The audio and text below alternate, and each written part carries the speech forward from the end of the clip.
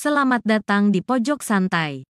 Sebelum Anda mendengarkan audiobook ini, kami menginformasikan bahwa channel ini adalah review audio dari buku yang ada di Indonesia. Untuk membaca keseluruhan buku ini kami menyarankan membeli buku aslinya di toko buku kesayangan Anda, baik offline maupun online. Keberadaan channel ini dimaksudkan untuk membantu Anda mendapatkan pengetahuan dari buku-buku kesayangan Anda.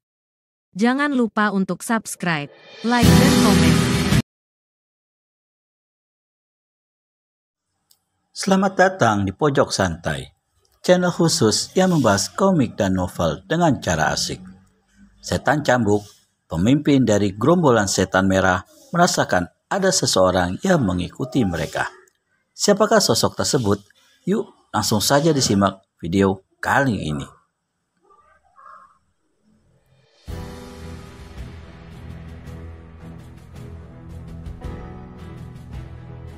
Kurang ajar, maki orang ini. Sebentar lagi, kalian akan rasakan hadiahku, setan-setan merah.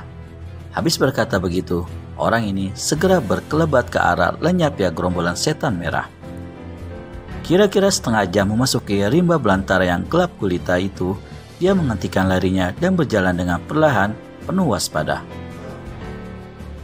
Sepasang matanya demikian tajamnya, hingga meski di sekitarnya berada dalam kepekatan gelap gulita, tapi dia masih sanggup melihat jelas sejarak 5 tombak berkeliling.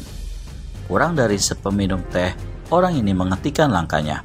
Di depannya berdiri sebuah pohon yang luar biasa besarnya, laksana raksasa hitam yang berdiri dengan megah di malam buta.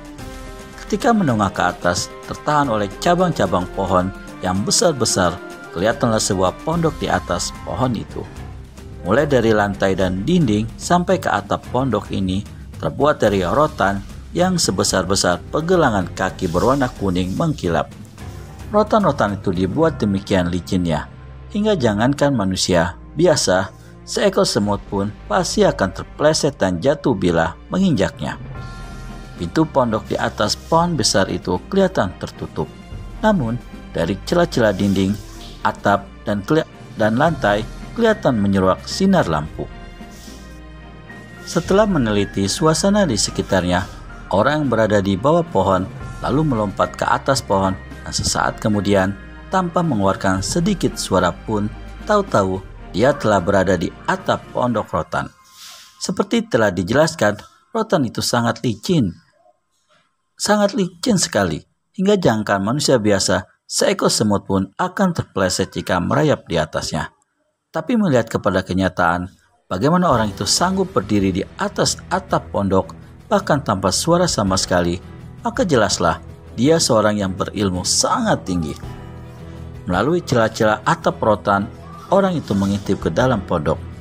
5 orang berpakaian merah, berambut merah, dan berwajah merah, duduk mengelilingi meja bukan lain dari gerombolan setan merah.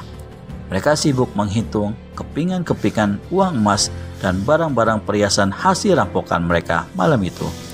Tengah asyik menghitung-hitung itu, tiba-tiba dengan ilmu menyusupkan suara, setan cambuk berkata, "Kalian bersiaplah, ada seseorang di atas atap." Keempat orang itu terkejut dan segera bersiap. Setan cambuk mendongak ke atas dan berseru lantang, "Kamu lancang! Kau telah berani datang dan mengintai. Lekas turun, serahkan diri." Dari atas atap terdengar suara tawa mengekeh. Tiba-tiba, beberapa buah rotan di atas atap mengkuit dan terbuka lebar. Sesosok tubuh berpakaian gelap melompat turun. Wuss, truk.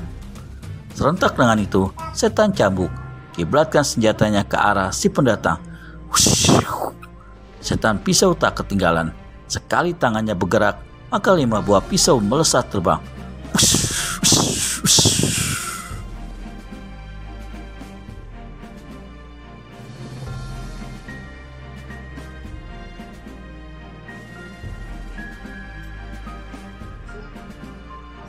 5 buah pisau menancap di pakaian orang yang turun, dan di saat itu pula ujung cambuk melanda membuat sasarannya hancur lebus.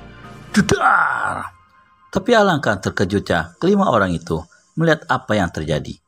Ternyata yang mereka serang bukanlah sosok tubuh seseorang, melainkan cuma sehelai pakaian dan celana panjang yang saling dikaitkan satu sama lain.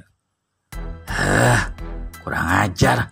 Siapa yang berani mempermainkan gerombolan setan merah? Terdengar lagi suara mengekeh di atas atap.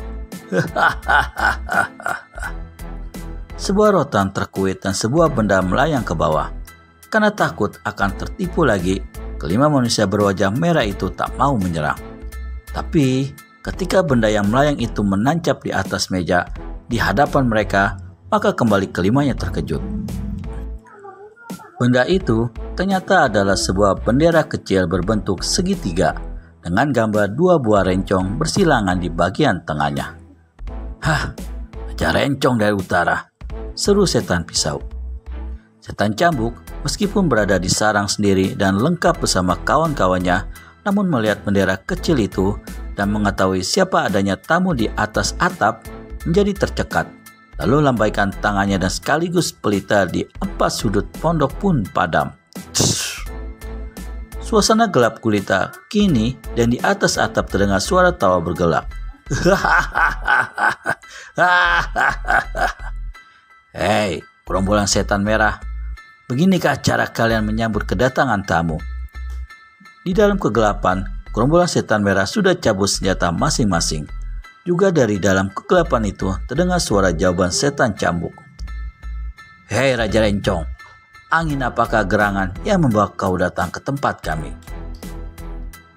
Jika angin baik, dipersilakan turun dengan hormat. Jika angin buruk yang membawa penyakit, sebaiknya lekas tinggalkan tempat ini. Terdengar suara tertawa gelak-gelak dari orang di atas atap yang memang Raja Rencong dari utara adanya. Dari celah-celah rotan atap kelihatan melesat 4 buah benda bercahaya seperti kunang-kunang yang masing-masing menuju ke 4 sudut pondok di mana terletak pelita. Sesaat kemudian, keempat pelita itu pun menyala kembali. 5 manusia bermuka merah terkejut bukan main, namun mereka menyembunyikan rasa kagum masing-masing.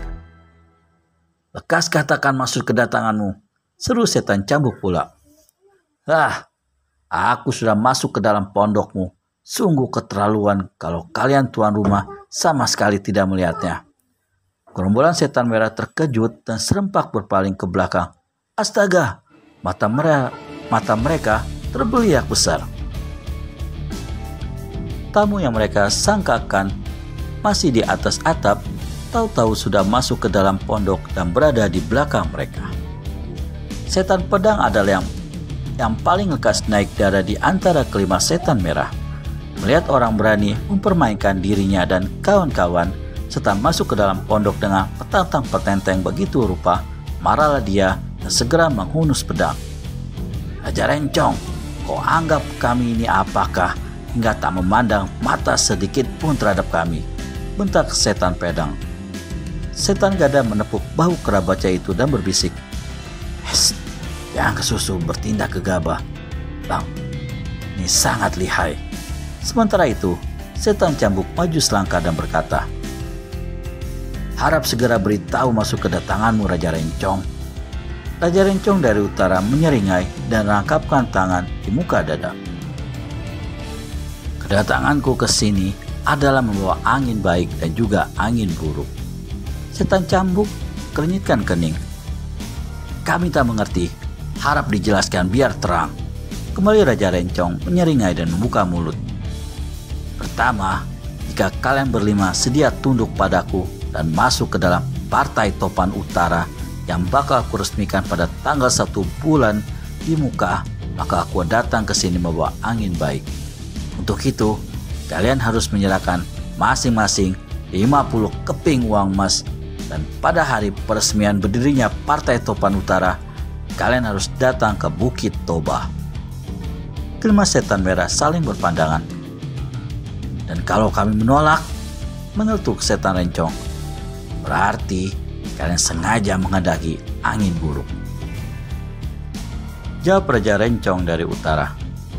Dan kalian paksa ku musnahkan dari atas bumi ini.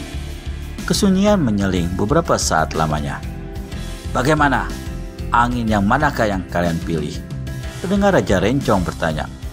Setan Cambuk rangkakan tangan di muka dada dan menjawab, soal mendirikan partai adalah urusanmu. Mengapa kami yang tak ada sangkut pautnya hendak dilibatkan? Hah, kau tak layak bertanya, bentak Raja Rencong dari utara. Kalau begitu, kau juga tidak layak memaksa, balas membentak setan pedang penuh beringasan. Raja Rencong memandang lekat-lekat pada setan pedang, lalu tertawa sedingin salju di puncak gunung. Memang maksudku mendirikan Partai Topan Utara itu banyak mendapat tantangan, tapi semua yang menantang telah tinggal nama belaka. Agaknya hari ini aku berhadapan pula dengan manusia-manusia keras kepala yang ingin tinggalkan nama percuma di muka bumi ini.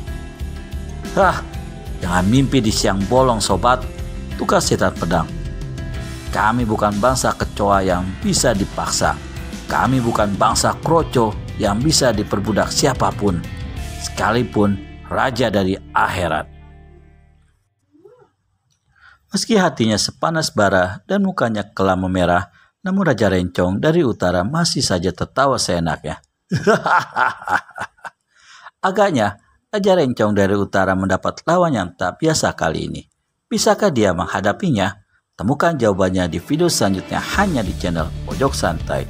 Segera subscribe dan tekan tombol lonceng untuk mendapat notifikasi video terbaru dari kami. Terima kasih dan sampai bertemu kembali.